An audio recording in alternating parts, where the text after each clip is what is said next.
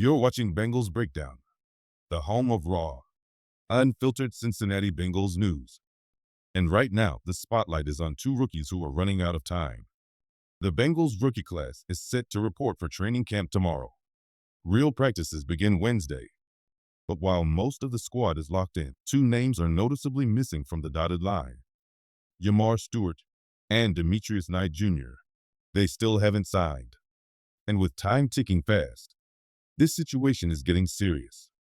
But before we dive into this developing story, do us a quick favor. If you're a true Bengals fan, hit that subscribe button, like the video, and ring the bell icon so you never miss an update. We bring you the fastest, most focused Bengals news. No fluff, just football. Let's keep this community growing strong. Now, back to the field. While rookies across the NFL are gearing up, Cincinnati is facing a unique delay. The holdup with Shamar Stewart especially is raising eyebrows. This guy was supposed to be a cornerstone in the Bengals' rookie plans. But so far, he hasn't taken a single snap in practice. That's a problem. So let's talk about the Shamar Stewart situation, because it's getting messy. He skipped mandatory minicamp, skipped the entire offseason program, and now it's looking like he may not report again when Bengals rookies officially show up for training camp tomorrow. Why? It's not about talent. It's about the contract. Here's what's going on. The Bengals are trying to set a new standard with rookie contracts. Specifically, they want to add default language, wording that could allow them to void guaranteed money if a player breaks terms. It's a hard stance. And Stewart? He's not having it. He's looking around the league, saying, wait, Miles Murphy didn't have this. Amarius Mims didn't have this. And I was drafted before Mims. From his side, he's just asking for equal terms. Same pick range, same contract, no hidden traps. But the Bengals front office isn't backing down. Now here's where it gets even more interesting. According to Kelsey Conway's recent report, Stewart's camp offered a compromise. They said, fine, if you're sticking with this language, then give us all our guaranteed money up front. Usually, Cincinnati pays half up front, then the rest later. Stewart's team wants it all now. The Bengals? Still not budging. And here's the big question. Is this worth the standoff? Or could it cost the Bengals valuable practice time with a first-round talent? Deadlines force action, and training camp is here. If this doesn't get resolved now, it could have long-term consequences for both sides. The clock is ticking. Rookies are set to report tomorrow. And yet, two of Cincinnati's top draft picks still haven't signed. That includes first-rounder Shamar Stewart, whose absence is now turning into a headline. So here's the question. Will we see Shamar Stewart take the field at training camp at all? That's the million-dollar mystery circling this Bengals offseason. Earlier this week, rumors started swirling. Could Stewart be returning to college? Some even floated the idea he might rejoin Texas A&M. But anyone close to the Bengals or familiar with how the NFL works knew right away that was nonsense. The idea of a first-round NFL draft pick bailing to go back to school? Say it out loud. It doesn't make sense. And that's exactly what insiders quickly clarified. Yes, Stewart has been seen back in Texas, using facilities, working out, staying in shape. But that's where he's from. This wasn't a comeback tour with the Aggies. It was just a player staying sharp while his contract drama plays out. Even Texas A&M head coach Mike Elko shut the rumors down publicly. He said, Shamar had a great run here. He's not coming back to college. We're excited to see him play on Sundays with the Cincinnati Bengals. So let's clear it up. Shamar Stewart is an NFL player. The only question now is, when will he finally join the team that drafted him? Let's be clear.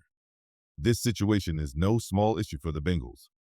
Shamar Stewart was the 17th overall pick, a pick that comes with big expectations, not just to contribute, but to compete for a starting spot immediately and help fix a defense that struggled last season. Right now, that plan is hanging by a thread. The Bengals drafted Stewart with purpose. They saw elite talent, a physical presence, and a guy who could bring immediate impact up front. But instead of getting to work in stripes, he's still unsigned, and the clock is running out. Sure, there's always hope things change at the last minute, that the ink hits the paper before training camp officially kicks off. But at this moment, it doesn't look promising. Both sides are standing firm. Stewart believes he deserves the same structure other rookies in his range received, including Amarius Mims, who was drafted just one pick after him. Meanwhile, Cincinnati is trying to reshape the way they do rookie contracts, pushing for protections they haven't asked for in the past. Someone's going to have to bend. Until then, this standoff is a problem. Every missed rep in training camp is a lost opportunity for Stewart, and for a Bengals defense that can't afford to waste time. Next up, we'll shift focus to Demetrius Knight Jr., another rookie whose situation is quietly becoming just as important. Now let's shift to Demetrius Knight Jr., and this one's been puzzling. For weeks, it felt like a formality. No panic, no drama. But here we are, the day before camp, and he still hasn't signed. It's starting to feel a little too familiar. The Bengals have a habit of letting these deals linger, and with Knight being a second-round pick, the contract complications are a little different than Stewart's, but still important. Here's the landscape. Across the league, we've seen second-round picks pushing for full guarantees, and many teams have given in. The Seahawks, for example, already locked up Elijah Arroyo, the tight end taken one pick after Knight. He's signed. He's ready. Seattle's camp is all set. Cincinnati? Still waiting. Now, gut feeling? Knight gets signed before tomorrow's first practice. There's no insider confirmation yet, but the way other second-round contracts have fallen into place league-wide makes it likely.